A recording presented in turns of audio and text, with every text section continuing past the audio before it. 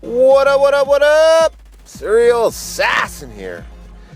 After thinking long and hard, I think I discovered the reason behind the seemingly majority view that COD Ghosts is boring. You may or may not agree and have valid points of objection, but please open your mind and hear what I have to say. And if at the end you feel you have a valid objection, then by all means, share your view and I'll read it with an equally open mind.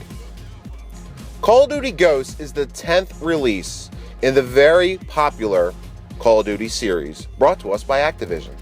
Sales records from this series seem to be broken every year with the latest release. But then, shortly after the records have been broken, the vast majority of the community embraces the new release as the holy grail of the first-person shooter, and not only welcome the new game into their hearts, but also rave about how much better the game is from its predecessor.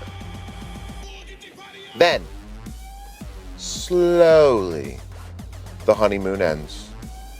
The bitter taste left in our mouths that once tasted like a perfectly cooked filet mignon slowly transforms into a stinking, steaming pile of horseshit. Our anger at being fooled once again overwhelms our senses and fills us with rage. A rage that is normally induced in us by only those we love the most and therefore affect us the most. We in unison scream, curse, berate, provide video evidence alongside of vile or sarcastic commentaries to further highlight those strong feelings of hurt, rage, betrayal, or a nasty combination of all three. But the vast majority of the loudest voices, all the way down to the venomous whispers, still play the game, very dedicated to a franchise they chastise the most, as they would be to a lover that had stolen their heart. And in that, the almost unconscious, undying devotion to a game we both love and hate, we continue to put in long, frustrating hours of trying to overcome the glaring defects of the game mechanics and the simple-minded fools of the community that hide in dark corners or take full advantage of the flawed systems in the game to better decimate and demoralize the opponents unfortunate to share their lobby. But I'll tell you this. My feeling is that the broken mechanics, the glitches that allow you to exploit the governing law of physics in the game, fully utilizing the more consistent or otherwise known as overpowered weapons or equipment in the game, is the very reason that we continue to play. It is the flaws, or more accurately, our internal desire to do well despite the flaws of the game, that keeps each and every one of us coming back for more and more. Now, it may sound cliche, but think about this while I show you this scene from The Matrix. Have you ever stood and stared at it, marveled at its beauty, its genius? Billions of people just living out their lives, oblivious.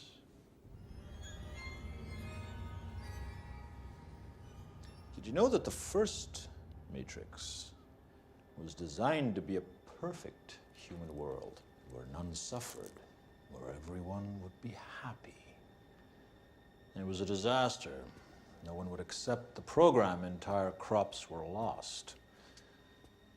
Some believed that we lacked the programming language to describe your perfect world, but I believe that as a species, human beings define their reality through misery and suffering. So the perfect world was a dream that your primitive cerebrum kept trying to wake up from. Now, while he is talking about humanity rejecting the perfect world that humanity as a majority could not accept as reality, think about that in the way of the Call of Duty series. Black Ops 2, most likely the most broken, most abused game in the Call of Duty series is ranked amongst the best in the series. And why is that? Let me give you this as something to mentally chew on. If you were doing bad, it wasn't due to your lack of skill. It wasn't due to the lack of time and devotion you put into the game to give you better weapons, attachments, or equipment to better your chances of success. It wasn't due to the superior opponents on the opposite team. It was due to the broken mechanics, the network lag, the camera angles, the camping cum guzzlers, the quick scoping snot rags, or overpowered kill streaks that kept you from being successful. And you knew, deep, deep in your heart, that if you entered the right lobby, had the right connection, focused your energy into having the best game of your life, the stars would align and you would have your prize. A dominating game that is beyond judgment or reason to be anything less than a clear example of your Call of Duty greatness. Sounds reasonable if you think about it, right? So, sure you were thinking now, well, Ghost is broken in many ways, so then why doesn't your logic apply to this game? Good question, and here's my 2 cents on that. The connection is many times better than it has been in any game in the franchise history. Attribute that to engine updates, dedicated servers, or just better good old luck. So, that is one of the excuses for not doing well taken off the table. Then there is gun balance. Most weapons, regardless of which you equipped, will kill you quickly, usually within 3 or 4 hits from any range. And thanks to that better connection and or the better hit detection, seems almost every bullet registers as opposed to COD's past where only 1 out of 3 or 4 would. Your long-earned peace of mind that your skill, the skill that allows you to turn on a motherfucker in a moment to avoid death thanks to the rapid reflexes and honed accuracy to turn on your opponent has given you a sense that you are less likely to die from a surprise encounter. Then you factor in the much larger maps, the lesser movement of players, and then the underwhelming ability of your hard-earned kill streaks, and the desire to play melts away like ice in your glass of lemonade on a hot summer afternoon. With the game mechanics more reliable, less support from our hard-earned rewards, aka kill streaks, and the intangible factor of quote-unquote beating the broken mechanics in this game, the desire to play is low. The drug and the effects of taking it are too predictable in both high and lengths of ups and downs. So basically, Thrill is gone. Thrill is gone away from me. when you turn it on and decide to play, you are more able to guess the success rate and the outcome of your playing time.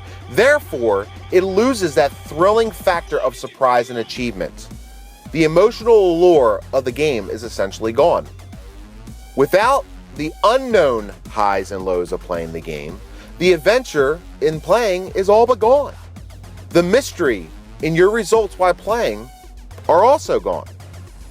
You know that with very high certainty that if you play a certain way, you will have success, make that predictable success, and although you will have that success, the high that comes along with beating the odds is gone. Therefore, that high really isn't there. So you turn off Ghosts, and you look for another game that will give you that rush of adrenaline, that temporary high of doing something amazing despite the odds and hurdles that you face. Doing the unlikely in a game riddled with problems that are very likely to keep you from doing just that.